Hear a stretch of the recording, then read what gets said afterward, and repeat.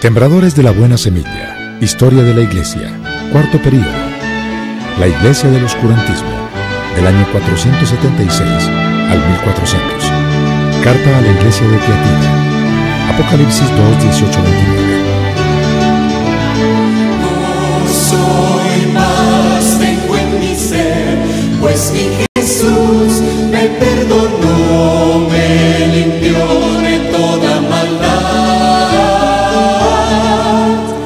Mi canción para el Señor será feliz, me gozaré, alabaré a mi Redentor. Gloria al Señor, clama mi ser, gloria al Señor, por su amor lo alabaré, gloria al Señor, su Hijo Dios me redimió, gloria al Señor, grande es su amor, lo alabaré, gloria al Señor.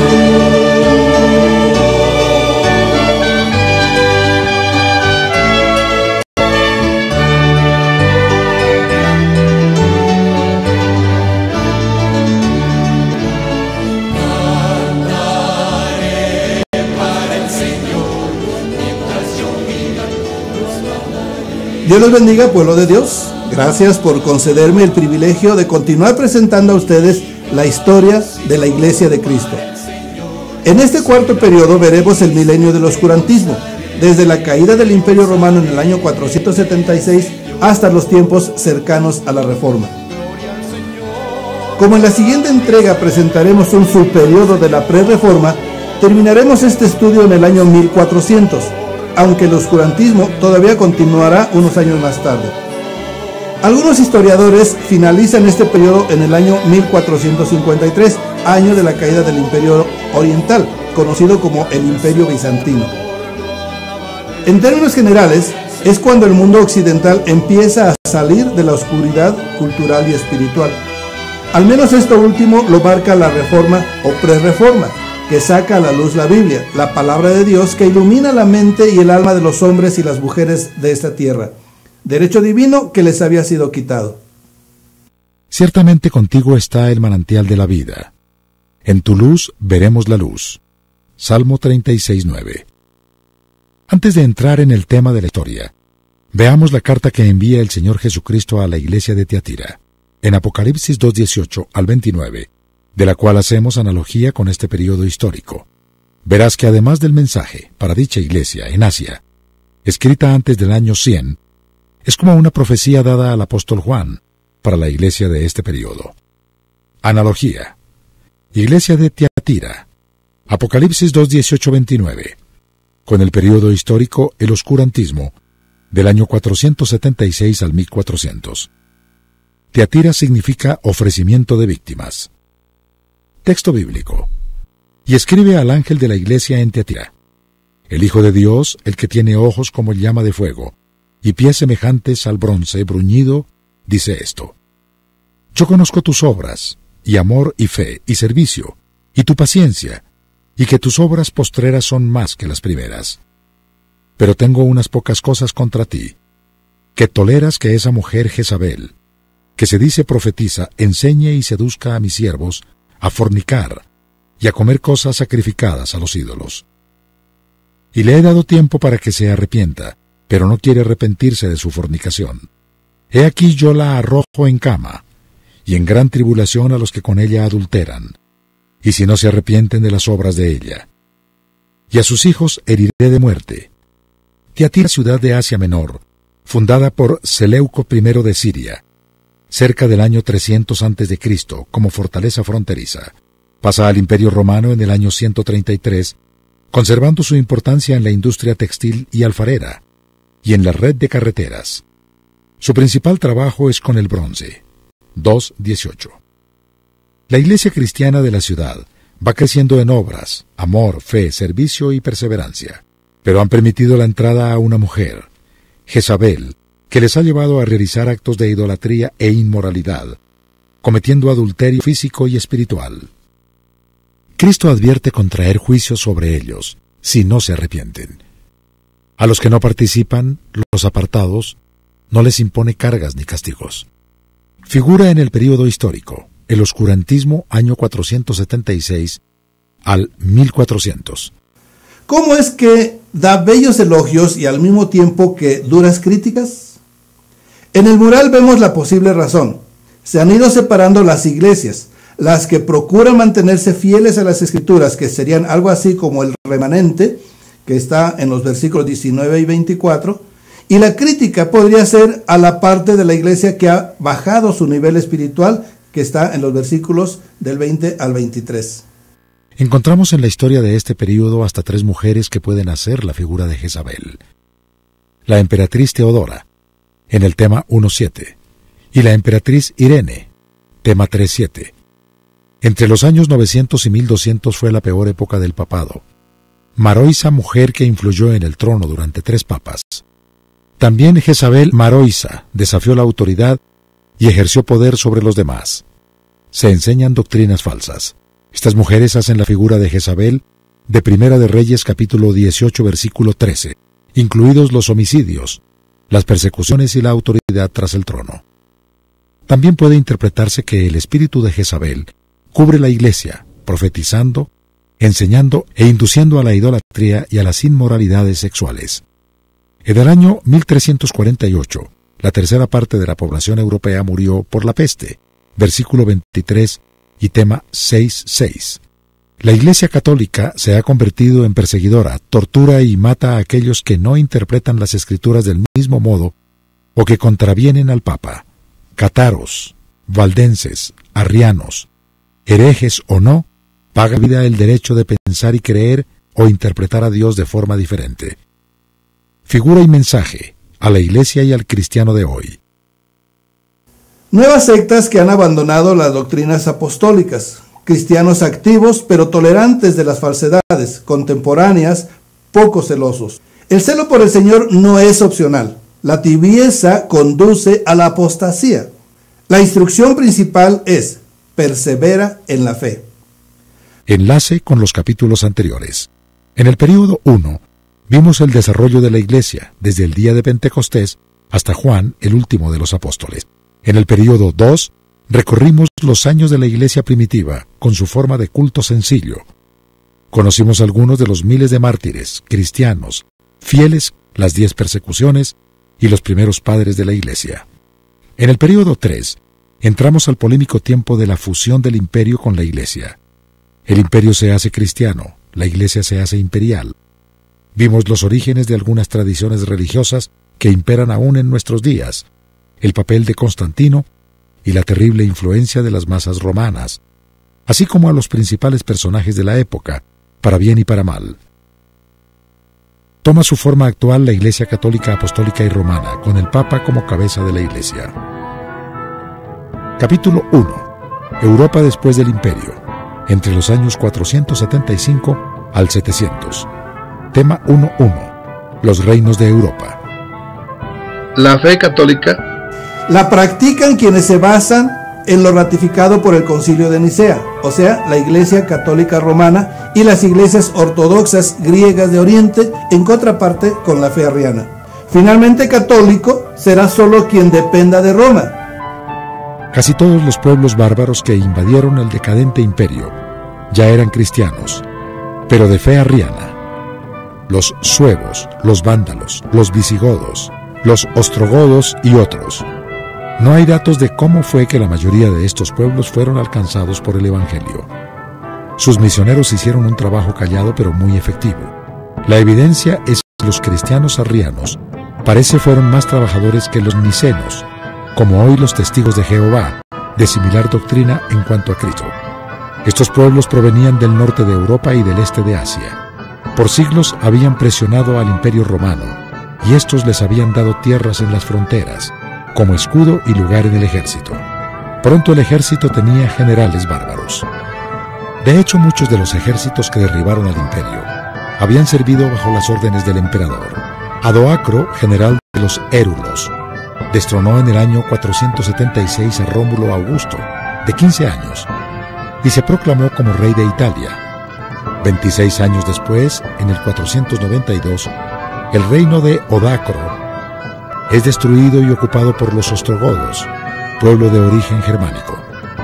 En el año 535, Justiniano I, emperador de Oriente, reunifica por última vez al imperio.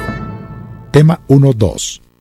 Los vándalos de África, cristianos arrianos, del 470 al 534. Los vándalos eran un conjunto de pueblos provenientes de los alrededores del Mar Negro. En el año 429 llegaron hasta África, asentándose en Cartago y toda esa zona del Mediterráneo. Confluyen en este lugar y tiempo 3 iglesias cristianas, opuestas entre sí: la iglesia donatista, la iglesia católica ortodoxa y la iglesia arriana de los vándalos recién llegados. En medio de la inestabilidad y decadencia, Hunérico, sucesor de Gensérico, persiguió a los católicos. Hilderico, tercer rey, buscó el apoyo del emperador Justiniano, haciendo las paces con los católicos y restituyéndoles sus posesiones. Fue asesinado y el reino vándalo pronto sucumbió.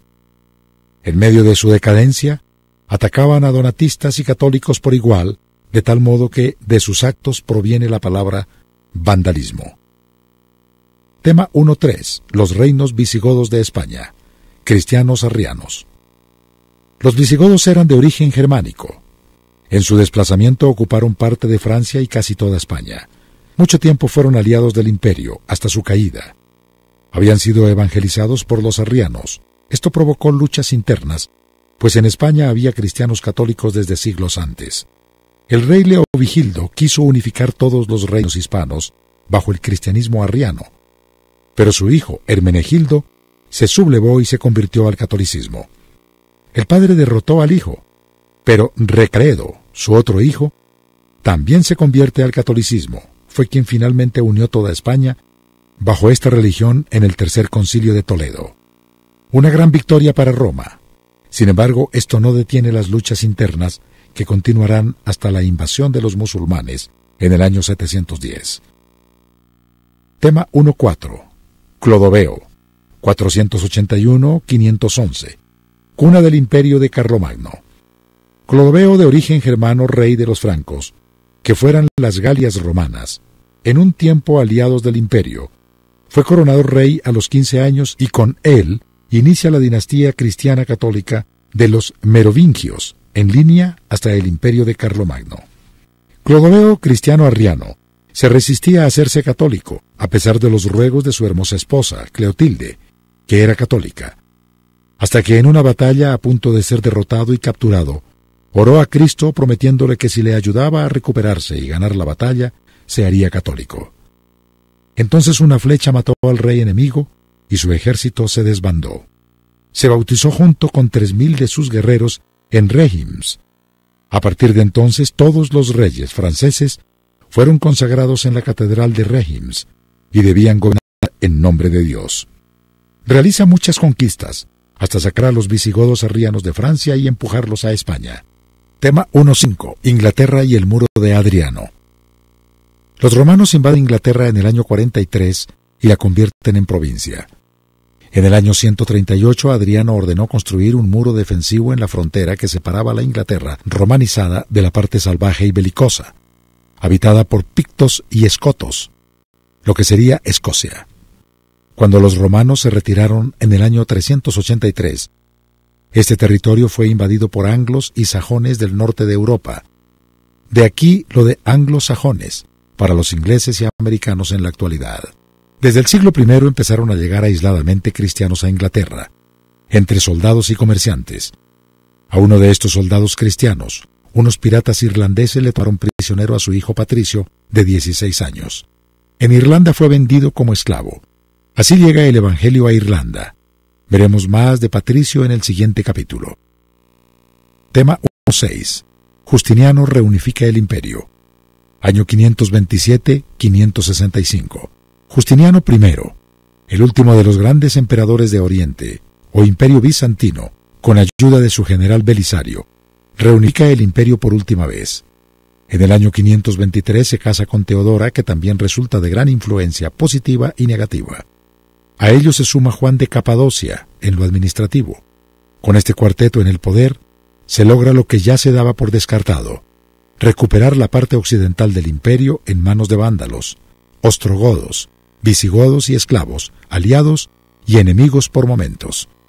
En medio de estas guerras, quien más perdió fue la población itálica, quedando arruinada por 20 años de guerras y además la peste.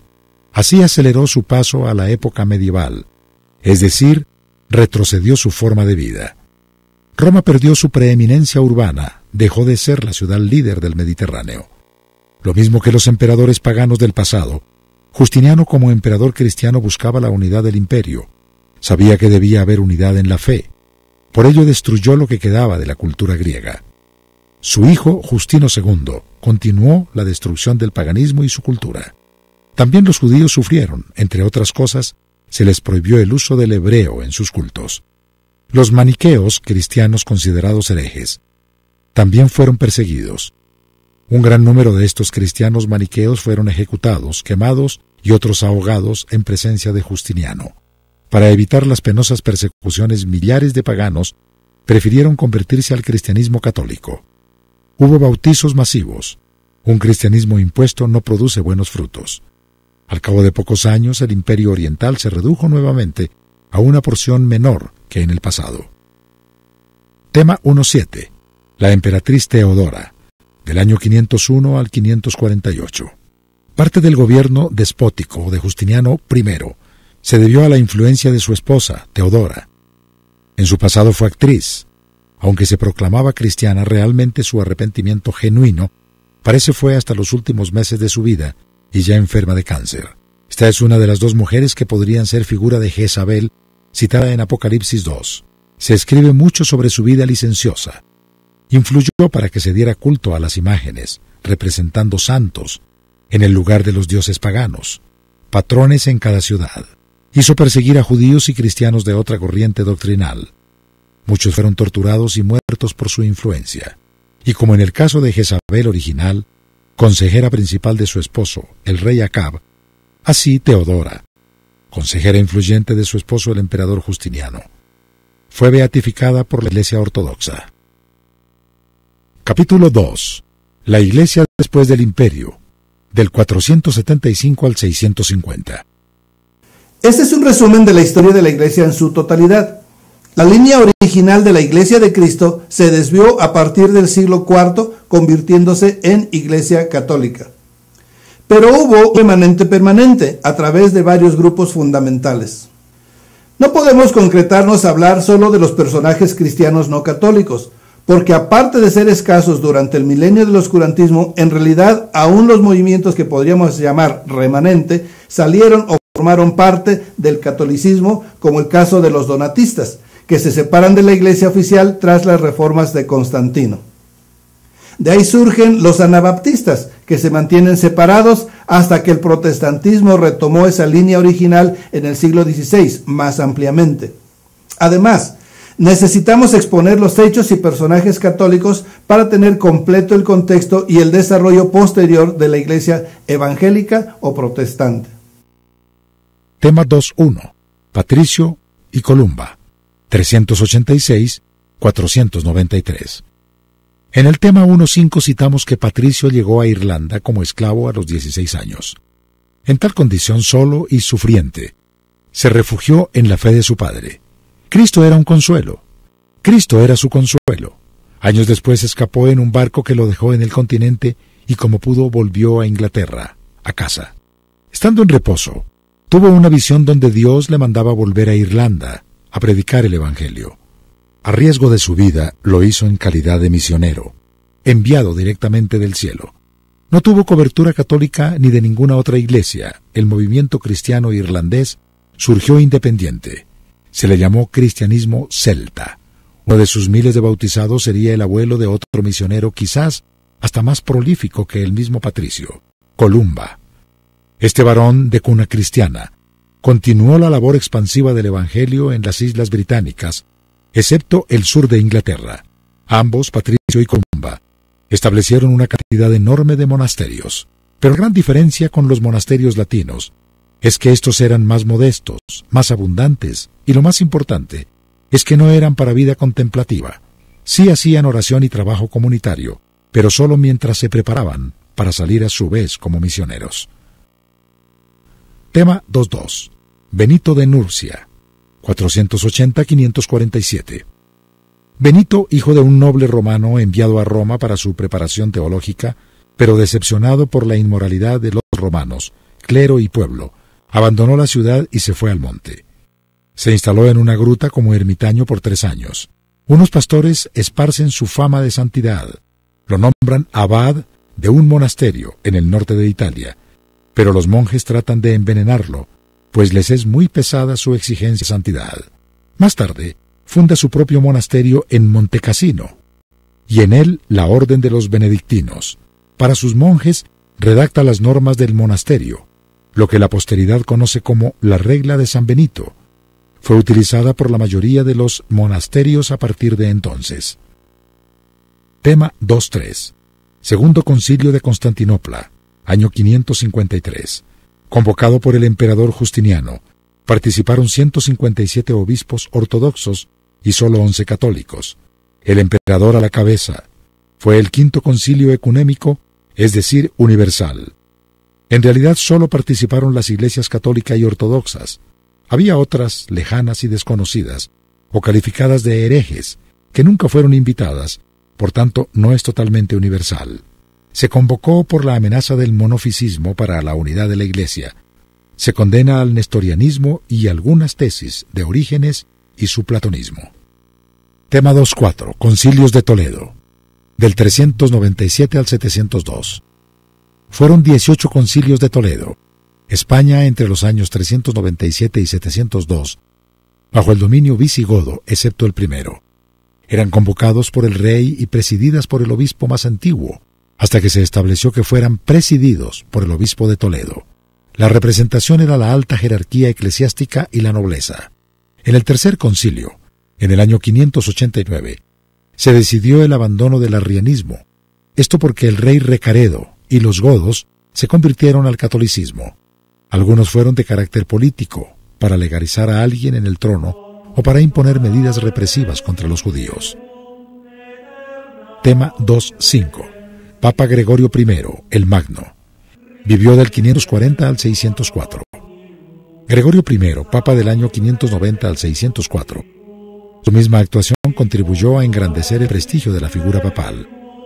Gregorio resistió con éxito las pretensiones del patriarca de Constantinopla de ser el obispo universal, jefe de toda la cristiandad, mas por necesidad que por deseo, se convirtió en el virtual gobernante de Roma y los alrededores, tras la ausencia de un poder civil y para evitar la anarquía.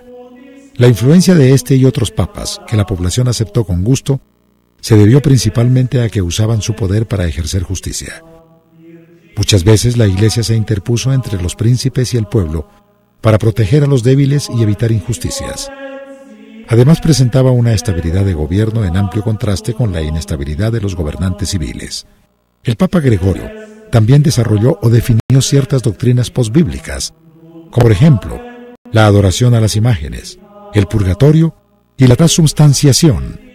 También organizó y dio forma a los cantos gregorianos y contribuyó para dar forma al calendario actual. Como líder de la Iglesia tuvo una buena actuación al enviar misioneros a lugares lejanos. Uno de los más productivos fue Agustín de Canterbury, en Inglaterra. Tema 2.6. Agustín de Canterbury, del 534 al 604. Agustín, monje de la Orden de los Benedictos de San Benito. En el año 597 fue enviado por el Papa Gregorio I a evangelizar Inglaterra. Le acompañaron 40 monjes más, y el número se incrementó debido a su éxito. Poco a poco los 7 reinos de Inglaterra empezaron a convertirse al cristianismo. Prácticamente su función fue como un apóstol. Fue enviado por su autoridad, levantó iglesias, bautizó a millares, enseñó doctrina y dio cobertura a los monjes y sacerdotes que le ayudaron en la tarea de evangelizar Inglaterra. En realidad no fue el único esfuerzo evangelizador. Para cuando llegaron los enviados de Roma, ya Irlanda y la parte norte de Inglaterra habían sido evangelizadas por Patricio y Columba. ajenos a Roma y con algunas variantes doctrinales. Esto causó algunos conflictos entre ambos tipos de cristianos. La ciudad de Canterbury, sede de Agustín, se convirtió en la capital del cristianismo en Inglaterra. Hasta hoy el obispo de Canterbury se considera el líder espiritual y sede de la Iglesia de Inglaterra. Tema 2.7. El papado se fortalece más. Año 616. Lo más notable de estos 1000 años de historia es el desarrollo del poder papal. En el período anterior vimos que reclamó ser el obispo universal, consolidación que continúa en ascenso. Ahora empieza a afirmar ser gobernante sobre todas las naciones. Este propósito tiene 3 etapas: crecimiento, culminación y decadencia. En cada una de las 3 etapas tenemos un papa como figura representativa. Gregorio I el Grande, 590 al 604, apuntalando y empujando el crecimiento del prestigio y el poder papal. Con Gregorio VII, el poder político del papado llega a su apogeo. Es el período del cesaropapismo. Este papa publica su Dictatus Papae, 27 axiomas, que se resumen en 3 puntos principales. 1. El papa es el señor absoluto de la Iglesia, estando por encima de los fieles, los clérigos y los obispos, pero también de las iglesias locales, regionales y nacionales, y por encima también de los concilios. 2. El papa es señor supremo del mundo. Todos le deben sometimiento, incluidos los príncipes, los reyes y el propio emperador. 3. La Iglesia romana no erró ni errará jamás. Nótese que no dice la Iglesia cristiana. Y la decadencia se marca a partir de Inocencio III. Ya antes de este papa había graves problemas morales y políticos, pero a partir de aquí se acentúa la pérdida del poder.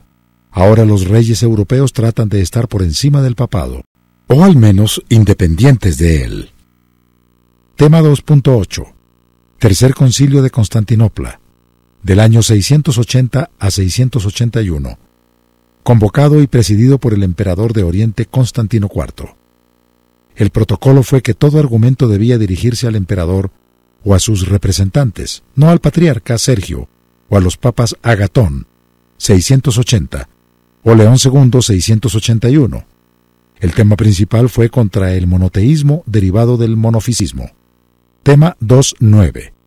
El nestorianismo, continuación.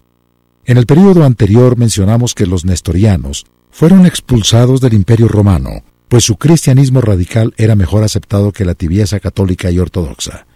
En este imperio un tiempo la situación fue inversa para los católicos, pues las autoridades, al favorecer a los cristianos nestorianos, limitaron y hasta prohibieron el culto ortodoxo católico. En el 608 el nuevo rey, por temor a los bizantinos, concedió libertad de culto. Pero la paz no duró mucho. En el año 633 iniciaron las invasiones musulmanas y acabaron con el imperio persa. Ya con los musulmanes en el poder, los nestorianos fueron de utilidad en el aspecto cultural y científico.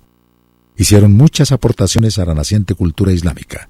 Curaron a los califas, abrieron escuelas cristianas y muchas aportaciones más. Cristianos nestorianos llegaron hasta China y Mongolia. Alejados de los centros cristianos tradicionales por siglos, se han encontrado huellas de un cristianismo muy singular. El nestorianismo subsiste hasta hoy con 2 patriarcados, uno en Estados Unidos y otro en Irak. Se calcula existan hoy unos 180.000 asirios nazarenos, o sea, nestorianos. A finales del siglo pasado, la labor ecuménica del Papa Juan Pablo II los atrajo a su influencia, después de siglos de ser contrarios. Ahora ya no quieren se les llame nestorianos. Tema 2.10. Los monofisistas. Continuación. El monofisismo afirma que en Jesús solo está presente la naturaleza divina, pero no la humana. No fue reconocido por la Iglesia Católica. Fue condenado en los concilios de Éfeso y Calcedonia. Esto da origen a un nuevo grupo de iglesias de trasfondo ortodoxo, las iglesias coptas, la Iglesia Ortodoxa Siria y la Iglesia Apostólica de Armenia. Esta es una línea más en el tramado general de iglesias cristianas. Capítulo 3. La Alta Edad Media, del 650 al 1100. Tema 3.1. Mahoma. Mahoma nació en la Meca, Arabia, en el año 570. Los árabes son conocidos como los ismaelitas descendientes de Ismael, el hijo que Abraham tuvo con su esclava Agar, o sea, medio hermano de Isaac. Por ello se dice que árabes y judíos son medio hermanos, pero en constante conflicto desde hace casi 4000 años. A los 40 años, en el 610, Mahoma inicia su movimiento que se convierte en la segunda religión más grande hasta hoy. En solo 12 años logra su éxito inicial, basado en la ferocidad de sus guerreros. A partir del año 622, año oficial de la fundación del Islam, inicia la expansión. Presentaba a las tribus 3 opciones: la conversión, el tributo o la muerte. En 10 años más, consolidó su movimiento. Mahoma es para los musulmanes el sello de los profetas, donde interpretan que Abraham, Moisés y todos los profetas bíblicos, hasta el mismo Jesús, son antecesores de Mahoma, el último de los profetas de Dios. Para ellos Jesús no es Dios, es un profeta, y menor que Mahoma. Alá es Dios y Mahoma su profeta. El Corán es el libro sagrado de los musulmanes. Son revelaciones, a su decir, entregadas a Mahoma por medio del ángel Gabriel. Contiene relatos y personajes de la Biblia, pero tomados como propios del Islam. Por ejemplo, dicen que Moisés y Jesús predicaron el Corán. Hay traducciones a las diferentes lenguas, pero solo son instrumentos para entender el texto original, pues un Corán traducido ni siquiera es Corán. Condena el uso de imágenes, por lo que el cristianismo católico se les hacía aborrecible. Apenas ocupaban una ciudad cristiana, lo primero era destruir sus imágenes. Denunciaron como idólatra toda la adoración a imágenes esculpidas o pintadas, y rechazaron la intervención sacerdotal y de los santos para la salvación. Ellos también luchaban contra el paganismo, y estas formas de culto se les hacían parecidas a ese paganismo. Punto que comparten con los judíos en contra de los cristianos católicos. El Islam y los musulmanes. Islam significa sumisión, esto es, obediencia a Dios. Musulmanes son los que se someten.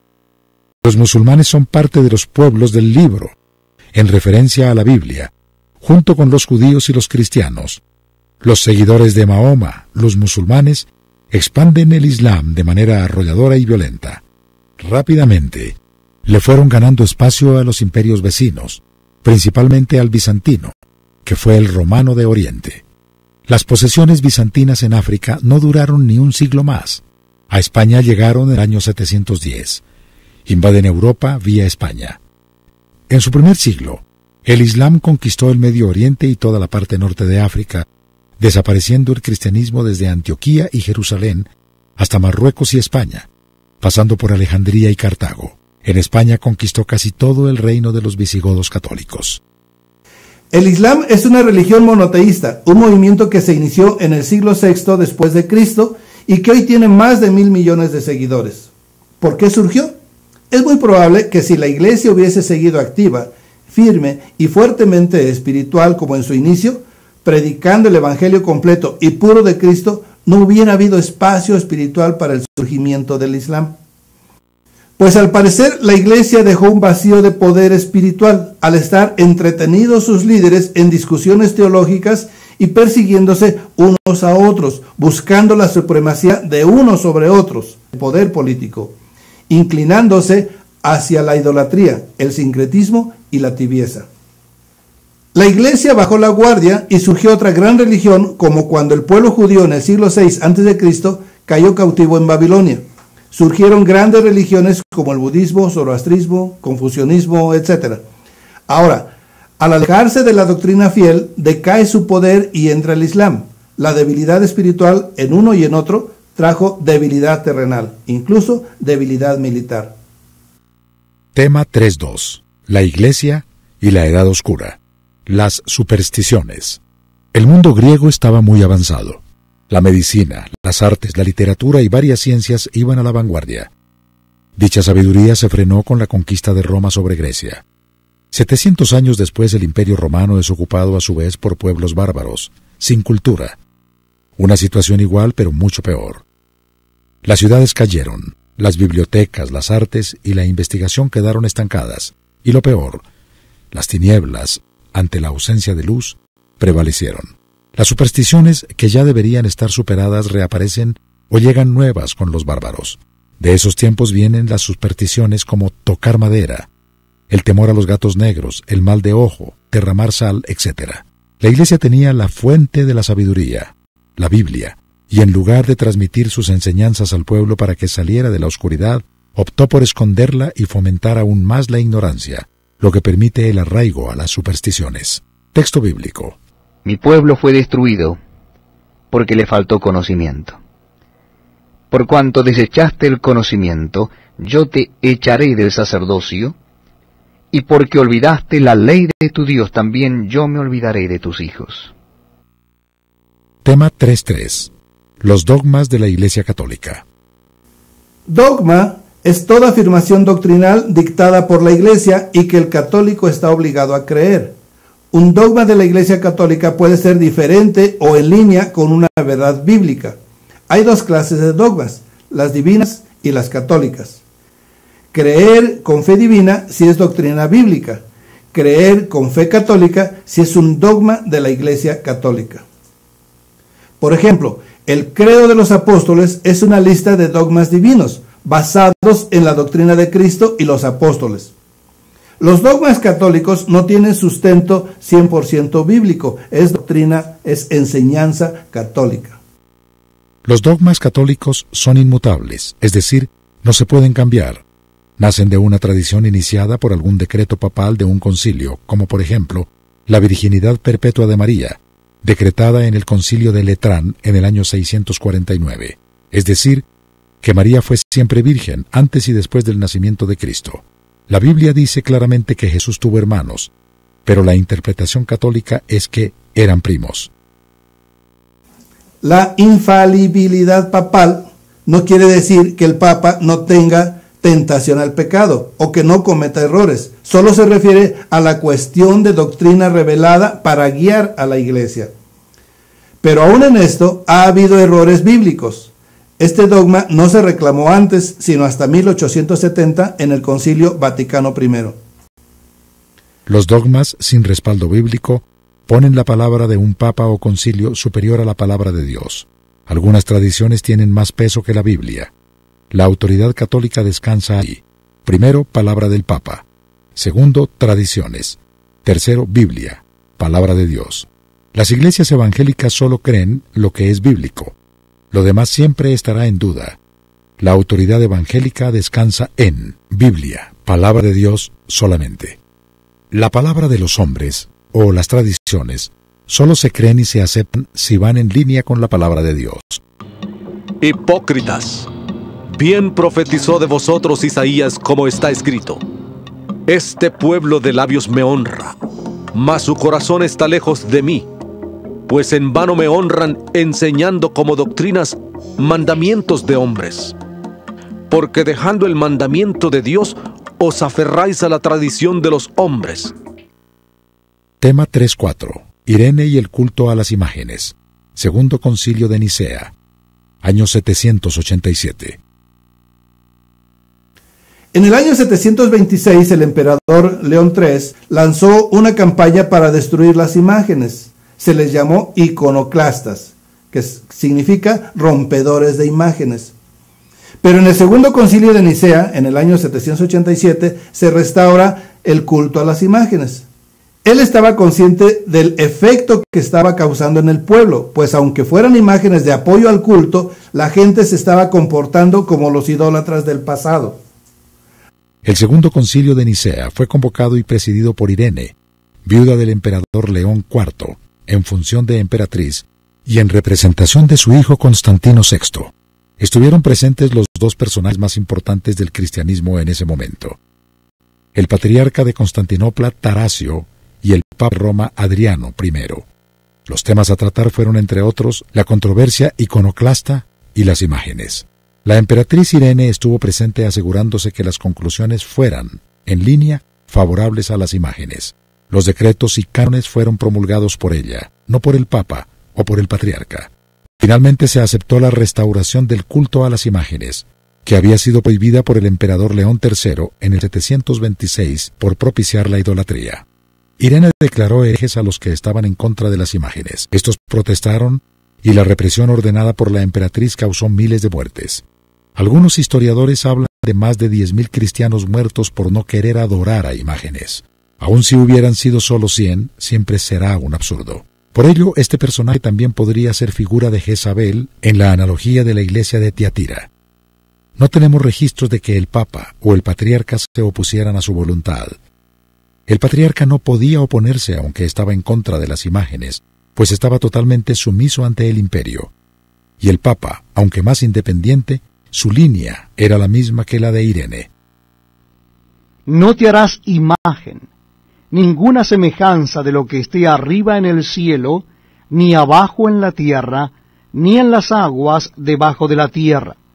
No te inclinarás a ellas, ni las honrarás, porque yo soy Jehová tu Dios, fuerte, celoso. Tema 3.5. Falsas donaciones y fraudes píos. En su afán de sostener y aumentar la autoridad de Roma, acumular poder y riquezas, aparecieron documentos falsos de supuestas donaciones y otros beneficios. En la Edad Media no se dudaba de la autenticidad de los documentos oficiales ni se hacía una investigación o pruebas para comprobar su veracidad. Durante varios siglos no se pusieron en duda. El más famoso de estos documentos, las donaciones de Constantino, fue una carta descubierta cientos de años después de muerto Constantino, donde se decía que el emperador había dado al Papa de Roma autoridad suprema sobre todas las provincias europeas del imperio, proclamando al Papa como gobernante aún sobre los emperadores. Un absurdo para Constantino y aún para sus hijos que ni siquiera quisieron desprenderse de su título pontífice máximo. Otro fraude o serie de fraudes con mayor influencia fueron las decretales pseudosidorianas, publicadas alrededor del año 830, donde los apóstoles y los obispos primitivos presentaban elevadas reclamaciones como supremacía absoluta del Papa de Roma sobre la Iglesia universal. Ningún tribunal secular puede juzgar asuntos de la Iglesia, y así varios más. Falsas a todas luces. Solo por sentido común, si alguien de la Iglesia primitiva hubiera leído estas cartas, les habría causado risa estas pretensiones absurdas para su tiempo y situación. Además, el latín usado era del siglo VII, no del primero o segundo. La Biblia citada era la Vulgata latina, cuando en el tiempo de los apóstoles y primeros obispos aún no se había traducido. Víctor, obispo de Roma en el año 220, según le escribe una carta a Teófilo, obispo de Alejandría, en el año 400. Es como si Napoleón le hubiera escrito a Hugo Chávez. Existe la duda en algunos. ¿La Iglesia de Cristo es lo mismo que la Iglesia Católica? Podríamos decir que sí y no, porque la Iglesia Católica se deriva de la Iglesia de Cristo, pero al mezclarse con el Imperio Romano adquiere mucho de su personalidad, sincretismo, intolerancia, tradicionalismo, etc. Por tanto, se convierte en un híbrido de Iglesia cristiana y romana. Partes de la Iglesia de Cristo se mantuvieron apartadas de dicha fusión, se disgregan y muchas se desvían. Pero algunos de esos grupos continúan apegados a la doctrina de Cristo y podrían llamarse el remanente. Dios siempre ha tenido remanentes. De cualquier modo, el catolicismo toma la representación del cristianismo, para bien o para mal. Para el mundo, particularmente para judíos y musulmanes, el catolicismo es el cristianismo, y desprecian por igual a todos los cristianos, sin distinguir sus raíces o denominación, como nosotros casi no distinguimos a musulmanes sunitas de musulmanes chiitas, o a judíos fariseos de saduceos, o askenazis de sefardíes o de misrajíes. El daño que hicieron los católicos en esos tiempos se los cobran hoy a todos los cristianos por igual, aunque nuestra mentalidad, doctrina y respeto sean muy distintos. Tema 3.6. El Sacro Imperio Romano, del 800 al 1862. Imperio que pretendió ser el renacimiento del Imperio Romano, ya bajo la cobertura cristiana católica. Aunque duró otros 1000 años, no llegó a ser en ningún momento ni la mitad primero. Por siglos solo fue simbólico. Modificó su nombre a Sacro Imperio Romano Germánico en el siglo XIII, porque los reyes eran casi siempre germanos y procuraban ser coronados en Roma como emperadores. Nace el 1 de diciembre del año 800, cuando el Papa León III coronó a Carlomagno como emperador. Esto estableció la pretensión papal durante 700 años de imponer, coronar e incluso destronar al emperador. La historia de Europa y de la Iglesia católico-romana gira en la relación con los recursos de este imperio. A veces amigos, a veces enemigos, a veces abajo del Papa, a veces arriba, y la mayor parte del tiempo en conflicto por la supremacía de Occidente. Capítulo 4. Las Cruzadas. Del 1095 al 1291. Tema 4.1. El feudalismo. El feudalismo fue una forma administrativa, política, social y militar basada en innumerables señoríos independientes tras el hundimiento del Imperio carolingio.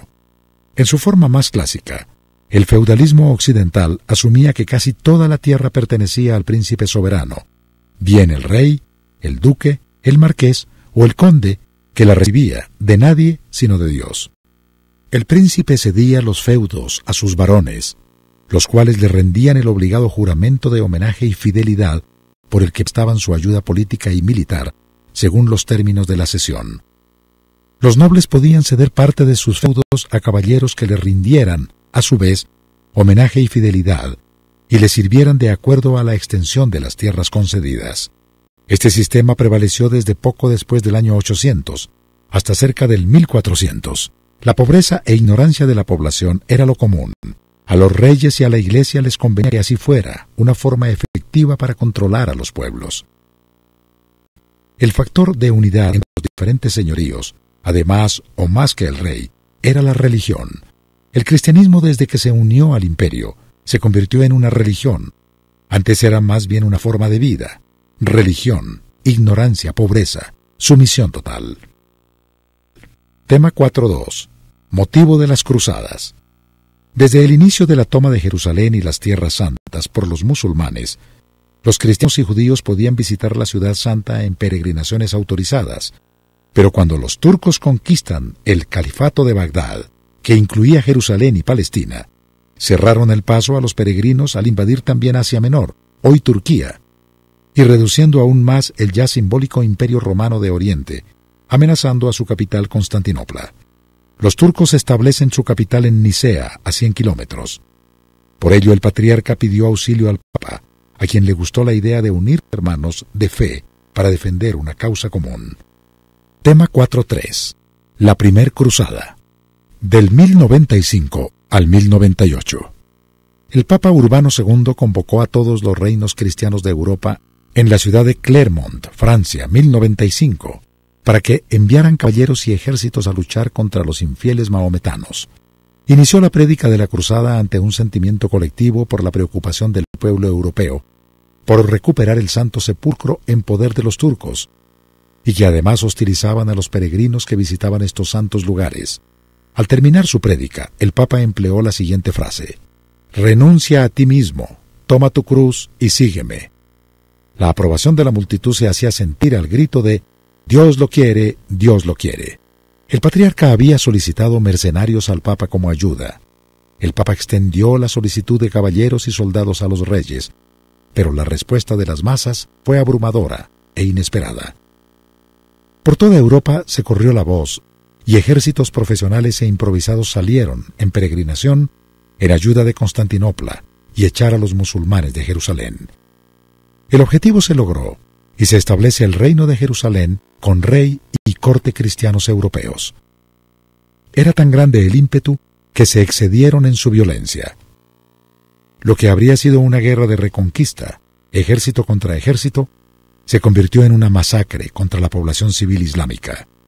Mujeres y niños fueron víctimas de la impiedad. Los cristianos nos ganamos el desprecio de musulmanes y judíos gratuitamente, pues también mataban a los judíos que encontraban en el camino, solo por ser judíos, al grito de «Dios así lo quiere», grito de guerra con el que iniciaban las batallas o las matanzas.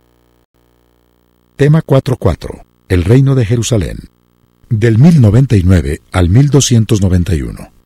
En 1099 se establece el reino de Jerusalén. Él deseaba que fuera una teocracia, con él a la cabeza. Algunos estaban de acuerdo, pero finalmente se instauró una monarquía secular. Fue propuesto Godofredo de Bouillon, pero éste no aceptó llevar una corona de oro en el lugar donde Cristo llevó una de espinas. Solo se proclamó defensor del Santo Sepulcro. Muere al año siguiente y su hermano Balduino I sí permitió que lo coronaran rey, aunque el patriarca se negó a coronarlo en Jerusalén, así que la ceremonia fue en Belén. Quitaron a las autoridades cristianas ortodoxas que existían en Jerusalén y se nombra un patriarca latino, bajo autoridad del Papa. Se pretendió crear un reino al estilo europeo, pero las condiciones fueron muy distintas. La gente prefería vivir en las ciudades, principalmente en Jerusalén, que había sido repoblada con cristianos locales y europeos.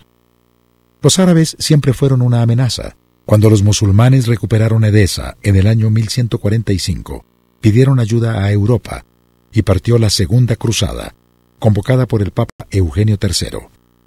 Fue un desastre, a pesar de que iban varios reyes europeos e inclusive el emperador Conrado III. Los cruzados se debilitaron y los musulmanes se fortalecieron. En 1187 cae Jerusalén y se convoca la Tercera Cruzada para volver a recuperar Jerusalén. Tema 4.5. Las Cruzadas de la Vergüenza. La Cuarta Cruzada, en 1202, fue una traición no digna de quienes se dicen cristianos. Camino a Jerusalén a rescatar la ciudad santa, cambian de ruta y propósito y se dirigen a la amurallada Constantinopla. Después de vencer con dificultad sus murallas, llevan a cabo una matanza contra la población civil, incluyendo mujeres y niños. Ahí mismo termina la Cuarta Cruzada. Europa recibió miles de obras de arte saqueadas a Constantinopla. Además del cuantioso botín, buscaban imponer la hegemonía papista a través de un emperador afín al papado. No parece haber sido circunstancial, quizá planeado desde el principio, pues ya el Papa había manifestado su propósito de poner bajo autoridad a las iglesias de Oriente. Asimismo, el emperador y algunas ciudades comerciales tenían rencillas con Constantinopla. En 1209, el Papa Inocencio III convoca a una nueva cruzada, pero esta vez no es contra los musulmanes, sino contra otros cristianos. Los cátaros, también llamados albigenses, estaban teniendo una fuerza de expansión imparable, al menos imparable con argumentos. La Iglesia los consideraba herejes. En el tema 5.6 hablamos de ellos. Como no había argumentos y fuerza espiritual que los sujetara, se decidió exterminarlos. En el nombre de Dios. No eran pocos, eran millares que en pocos años se habían expandido por toda Europa. Tema 4.6. Final de las cruzadas. Hubo varias cruzadas más. Todas fracasaron, salvo la sexta, que logró inesperadamente reconquistar temporalmente Jerusalén. Pero en conjunto fueron un fracaso que solo sirvió para sacar lo peor de la humanidad de los cristianos católicos. Nada bueno quedó de esa experiencia, salvo el desprestigio a la cristiandad por las matanzas innecesarias contra el pueblo islámico. Finalmente, se vio que la principal motivación de la mayoría de los nobles era sacar provecho económico y político. El pueblo y algunos líderes sí respondieron con pasión a lo que ellos entendían era un llamado de Dios. Indudablemente, las tinieblas habían logrado copar las mentes de aquellos que debían estar llenos del Espíritu Santo. Tema 4.7. Los Templarios. 1100-1312. En la Edad Media surgieron varias órdenes de caballeros. Las más famosas e importantes dentro del cristianismo son las de los Caballeros Hospitalarios, derivados después en los Caballeros de Malta y la Orden de los Pobres Caballeros de Cristo, más conocidos como los Templarios. Su creación fue con el propósito de dar servicios médicos y protección a los peregrinos que iban a Tierra Santa. En su luz, dejaron su riqueza personal para servir a Cristo. La Iglesia los reconoció oficialmente en el año 1129. Además de tener las unidades de combate mejor entrenadas en las cruzadas, sus miembros no combatientes crearon un sistema financiero parecido a lo que hoy son los bancos, logrando acumular una legendaria fortuna que obviamente causó envidias y tentaciones. Felipe IV de Francia era uno de los reyes más endeudados con la orden, por lo que presionó al Papa Clemente V para que los parara.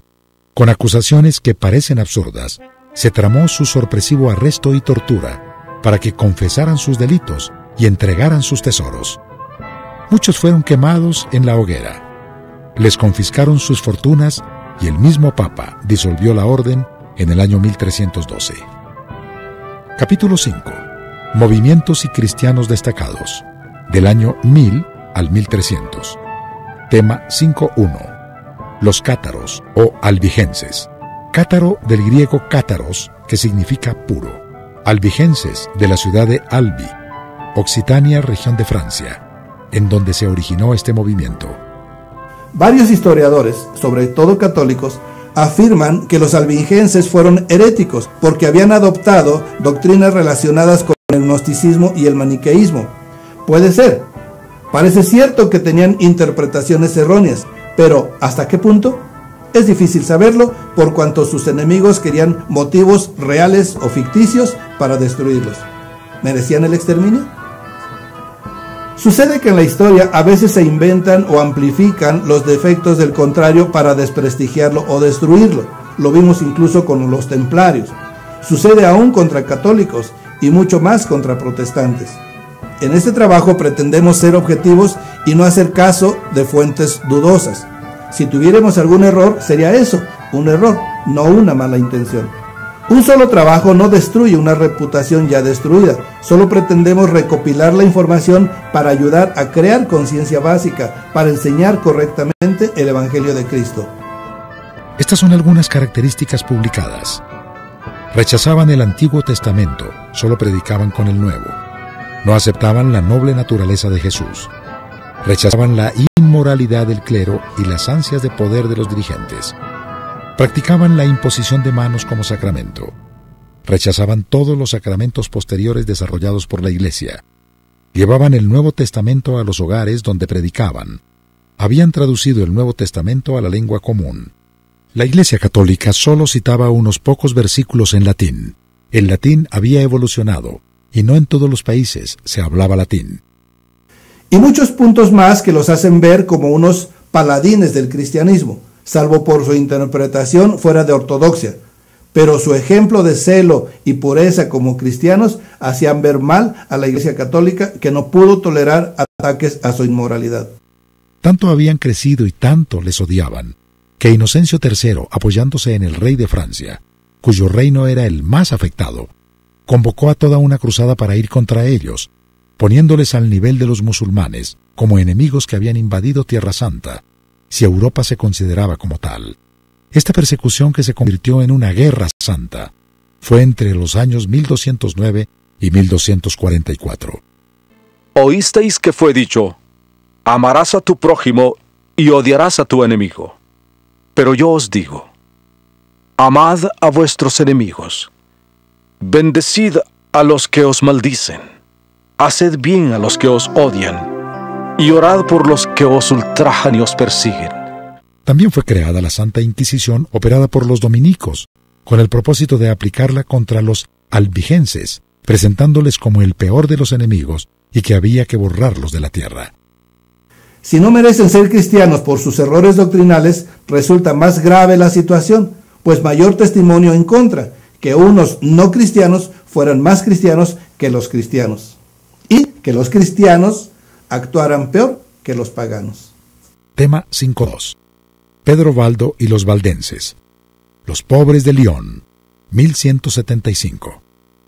Pedro Valdo era un rico comerciante en la ciudad de Lyon, Francia. En un momento de su vida vendió sus posesiones, acomodó a su familia y pagó para que tradujeran porciones de la Biblia al idioma local, y distribuyó a los pobres lo que quedó de su fortuna, y después se dedicó a predicar el Evangelio. Pronto muchos más siguieron su ejemplo.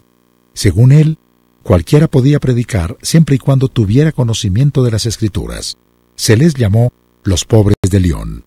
En 1179 Pedro Valdo apeló al Papa Alejandro III para que reconociera su movimiento. En lugar de ello, el Papa le prohibió seguir predicando, pues no era monje ni sacerdote. Valdo reconocía autoridad, pero cuando esa autoridad se opuso a la autoridad superior, la divina, que le dice id y predicar el Evangelio, entonces sencillamente respondió con Hechos 5:29. Es necesario obedecer a Dios antes que a los hombres. Así que ignoró al Papa y obedeció a Dios. Siguió predicando. Por su desobediencia, él y su movimiento fueron excomulgados por Lucio III en 1184. Esto implica que de fieles católicos pasaron a ser enemigos de la Iglesia, y a los enemigos se les destruye. Oísteis que fue dicho a los antiguos, no matarás, y cualquiera que mate será culpable de juicio. Pero yo os digo que cualquiera que se enoje contra su hermano, será culpable de juicio. El ser expulsados de Lyon benefició al Evangelio, pues salieron hacia Alemania, Suiza y Francia, España, Polonia y casi toda Europa. Sucedió como en la iglesia primitiva, entre más se les perseguía, más se multiplicaban. Los reyes católicos europeos pretendieron cerrarles las puertas. Este es un decreto del rey Alfonso II de Aragón. Ordenamos a todo valdense que en vista de que están excomulgados de la Santa Iglesia, son enemigos declarados de este reino y tienen que abandonarlo, e igualmente todos los estados de nuestros dominios. En virtud de esta orden, cualquiera que desde hoy se permita recibir en su casa a los susodichos valdenses, asistir a sus perniciosos discursos o proporcionarles alimentos, atraerá por esto la indignación de Dios Todopoderoso y la nuestra. Sus bienes serán confiscados sin apelación, y será castigado como culpable del delito de lesa majestad. Además, cualquier noble o plebeyo que encuentre dentro de nuestros estados a uno de estos miserables sepa que si los ultraja, los maltrata o los persigue, no habrá con esto nada que no nos sea agradable. Este es un reporte a un obispo católico. Los herejes valdenses se distinguen por su comportamiento y el habla. Son impasibles y sensatos. No se esfuerzan en llamar la atención con vestidos extravagantes e indecorosos. No son comerciantes con el fin de evitar mentir, jurar o engañar. Viven únicamente del trabajo artesano de sus manos. También sus maestros son tejedores y zapateros. No acumulan riquezas, sino que se contentan con lo necesario para vivir. Comen y beben con moderación.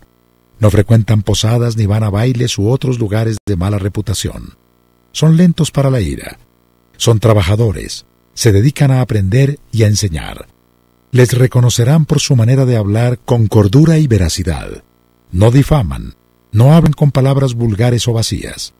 Evitan toda expresión que pueda ser mentirosa o de juramento. No dirán sinceramente o de verdad, sino que se limitarán a decir sí o no. Según ellos, hacen así porque Jesús lo ordenó en Mateo 5:37. Aún en la obra católica de H. Waller, Herejías e Inquisición en el siglo XIII, dice: los valdenses estaban apasionadamente interesados por una reforma de la Iglesia, según las líneas del ideal apostólico representado por la Iglesia del Nuevo Testamento. Este ideal promovía la pobreza y la simplicidad del estilo de vida, en claro contraste con la manera de vivir de muchas autoridades eclesiásticas de la época. Los valdenses se negaban a jurar o cumplir el servicio militar, eran contrarios a la pena de muerte. Condenaban la corrupción del clero, proponiendo la necesidad de ministros dignos para la celebración correcta de los sacramentos. Algunos llevaron esta idea más adelante, afirmando que era la santidad y no la ordenación la condición suficiente y necesaria para la celebración válida de los sacramentos. Criticaban además la enseñanza y la práctica de la Iglesia sobre el purgatorio y las indulgencias, y fomentaban la prédica de los laicos, tanto hombres como mujeres.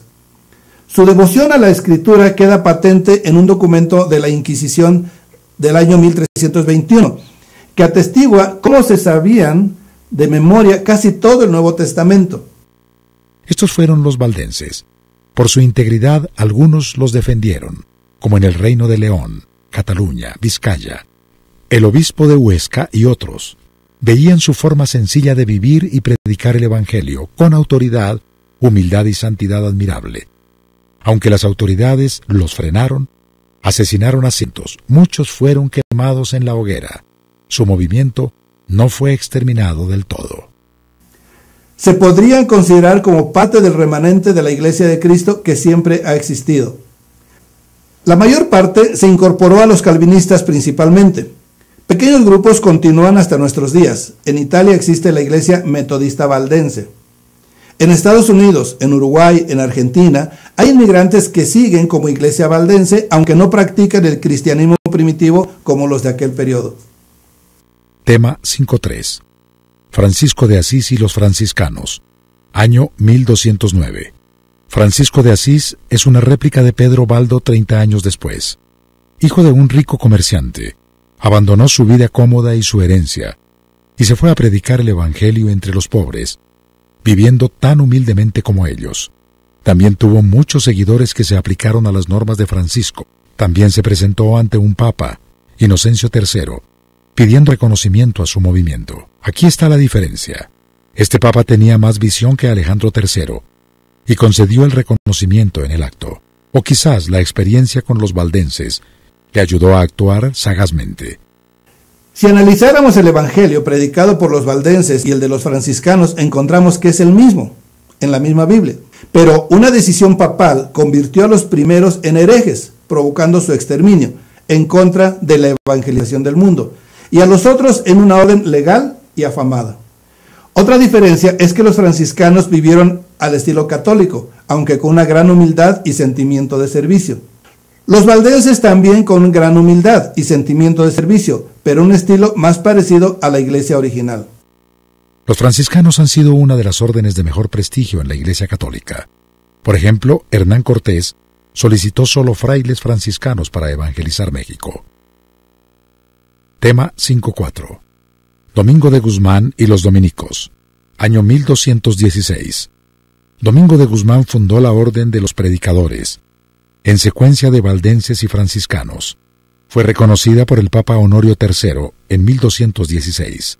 Hasta antes de Francisco de Asís y Domingo de Guzmán, los monjes no predicaban, se enclaustraban. Ahora, con el ejemplo de los albigenses y valdenses, Domingo dispersa a los monjes enviándoles a predicar, como hiciera también Francisco. De hecho, Domingo solicitó autorización al Papa para imitar la austeridad y forma de predicar de los albigenses, ya que le había sido encomendado convertirlos o pararlos. Fracasó porque no había copia que supere lo original que sale del corazón. Esta orden fue muy novedosa y polifacética. Tuvo muchas caras de hombres buenos y santos, sabios, y otros no tan santos. Los más santos y conocidos para nosotros, Tomás de Aquino y Fray Bartolomé de las Casas, el defensor de los indígenas en México, o de los menos buenos, Bernardo de Guío y Tomás de Torquemada, seleccionados para fundar y dirigir la temible Santa Inquisición. Es la segunda orden de la Iglesia Católica, en tamaño e importancia, después de los franciscanos hasta hoy. Tema 5.5. Otros personajes destacados. Hay muchos personajes más que no alcanzamos a citar, como Tomás de Aquino y Pedro de Cluny. Los que hemos citado son para dar una idea de cómo se vivió la época del oscurantismo y las huellas que dejaron en la historia, para bien o para mal. John Wycliffe y Juan Hus, que vivieron dentro del período del oscurantismo, el primero del 1320 al 1384 y el segundo del 1370 al 1415, quemado en la hoguera, pero lo citaremos en el siguiente período porque fueron precursores de la Reforma, o sea de la Prerreforma. Capítulo 6. La Baja Edad Media, del 1000 al 1400. Tema 6.1. Los reinos de España. En la Alta Edad Media casi toda España estuvo sometida a los musulmanes, bajo el Emirato de Córdoba. El único reino español cristiano era el de Asturias. Hacia el año 814 comienza la Reconquista. Hacia el 910 se establece el Reino de Navarra. Para el año 1030, Asturias ha cambiado a Reino de León y ha duplicado su territorio. Navarra se sigue expandiendo. La España islámica se ha fraccionado. Hacia el 1050 el Islam sigue en retroceso. Ya vemos independiente al territorio que será Portugal. En el año 1150 ya son varios reinos españoles: Galicia, León, Castilla, Pamplona, Aragón y Cataluña. Hacia el 1300 ya los islámicos solo tienen una pequeña porción al sur, Granada. En el último siglo las diferentes coronas se han venido unificando, hasta llegar a dos, Isabel y Fernando de Aragón y Castilla, respectivamente. Al unirse en matrimonio, toda España queda unida bajo estos dos reyes, que son llamados los Reyes Católicos. En 1492 culmina la reconquista de España, expulsando a los islámicos de Granada, su último bastión, inicia el esplendor de España. Tema 6.2. La Santa Inquisición, año 1184. A partir de que la Iglesia se fusiona con el Estado, los herejes son declarados enemigos del Estado y de la Iglesia. Con el tiempo no se ve a los cristianos disidentes como personas en el error, sino como enemigos que hay que destruir. La Santa Inquisición o Tribunal del Santo Oficio fue un instrumento de tortura usada por la Iglesia Católica, operada por los dominicos principalmente, con la intención de eliminar las herejías, y ante la falta de argumentos para convencer con la Biblia y la razón, se procedió a usar el tormento. El Papa Inocencio II, en 1184, instaura la primera Inquisición en Languedoc, en el sur de Francia, para frenar a los albigenses. Después se instalan más, en 1249 en el reino de Aragón y Castilla, y dependiendo de los reyes, no del papado. Al unirse los reinos fue extendida a toda España, llamándosele Inquisición Española. Al parecer fue la más cruel de todas. Además de los errores doctrinales, también tenía por objeto extirpar la brujería y la posesión demoníaca. Sus recursos inhumanos fueron inútiles para tal efecto. Para ello hace falta un poder espiritual efectivo. Después de la Edad Media, el terror se intensifica cuando en la Reforma se intensifican las herejías protestantes. Los protestantes que basan su fe en los principios bíblicos y no en los dogmas papales son los que más sufren el ataque de esta cruel maquinaria, temida hasta por los reyes. Hoy el católico dice que es injusto que el Evangelio recurra al recuerdo de esta práctica para perjudicar a la Iglesia, pero no se trata de perjudicar, sino de enseñar o recordar, para no repetir errores y acercarnos a la verdad. La peste negra, 1348. La peste bubónica, ocasionada por la bacteria Yersinia pestis, en las pulgas de las ratas, fue una pandemia que inició en la India y llegó a Génova, y de ahí al resto de Europa. Se calcula murió la tercera parte de la población. Fue el clímax de la desolación, del oscurantismo, de la Edad Media. Entre otras cosas, produjo un incremento en la adoración a la Virgen María, a quien los habitantes recurrieron para que les librara de la peste. Situaciones así sacan lo mejor y lo peor del humano. Se aprovechó la desgracia para culpar a los judíos una vez más injustamente de ser los causantes de ese castigo de Dios por haber matado a Cristo, y vino una persecución más contra ellos. Los jerarcas sabían la verdad, pero fue una buena oportunidad para hacerles odiar por la población. Capítulo 7. La Iglesia Católica Romana Medieval, del 1000 al 1400. Tema 7.1. La querella de las investiduras, la humillación de Canosa. En 1073, estalla la querella de las investiduras entre el papado y los reyes europeos, que habían usurpado el derecho de asignar investiduras, nombrar obispos, abades y otros cargos en sus dominios. Esto podría tolerarse en el Imperio de Oriente, con el patriarca de Constantinopla, pero no en Roma. Hacia el año 1056, el emperador Enrique III era el verdadero dispensador de nombramientos, pero a la llegada del Papa Gregorio VII, en 1073, ordenó parar esa práctica. El emperador Enrique IV no estaba dispuesto a perder esa autoridad, así que desdeñó las órdenes papales y siguió ordenando obispos.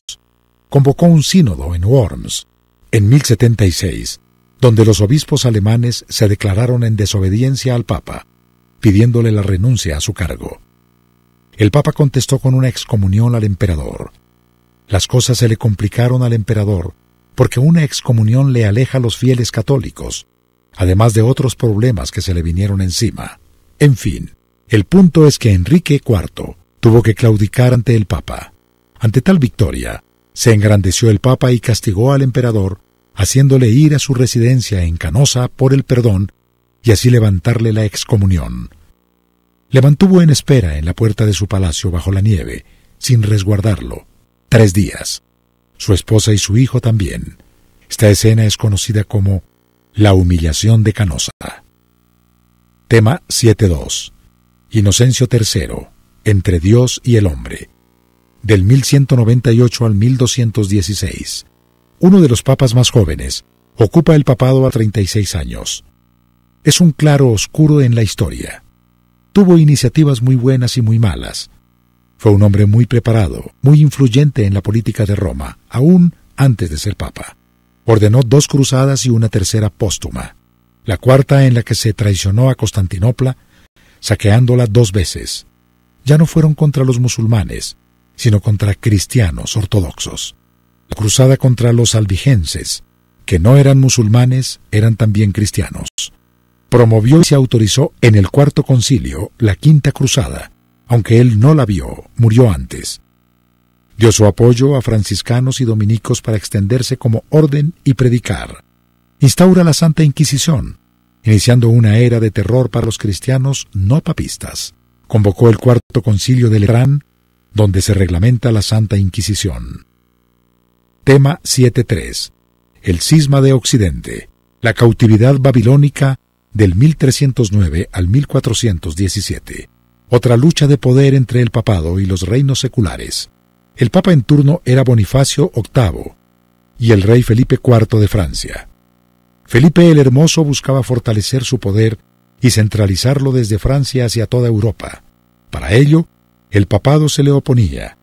En medio de la lucha, Bonifacio VIII decayó y murió. Le sucedió Benedicto IV y también falleció al poco tiempo. Pero el siguiente papa, Clemente V, fue muy afín al rey, tanto que trasladó la sede pontífica de Roma a Aviñón, en Francia. El nuevo palacio pontificio parecía una sofisticada corte francesa, y lo que eso implica. Los cardenales estaban muy cómodos ahí, pues la mayoría eran franceses. Años después, cuando Urbano V quiso regresar a Roma, los cardenales se le opusieron. Prácticamente el papa ya estaba contra su voluntad en Francia, pero no se imponía, hasta que la monja mística Catalina de Siena presionó y presionó, hasta que se trasladaron a Roma, concluyendo la llamada cautividad babilónica de la Iglesia. Sin embargo, ya en Roma, la mitad de los cardenales se le rebelaron, regresaron a Francia y nombraron un nuevo papa. Ahora la Iglesia tenía 2 papas. Esto inició el cisma de Occidente, o gran cisma. Más que una división de la Iglesia, fue una división de poder. Incluso durante un tiempo llegó a haber 3 papas simultáneamente. Tema 7.4. Consecuencias para la Iglesia. Por cuestión de tiempo y no por entrar en detalles polémicos, concluimos este período solo resumiendo que la Iglesia medieval, o del oscurantismo, visto en la Iglesia católica, permaneció en un nivel espiritual muy bajo.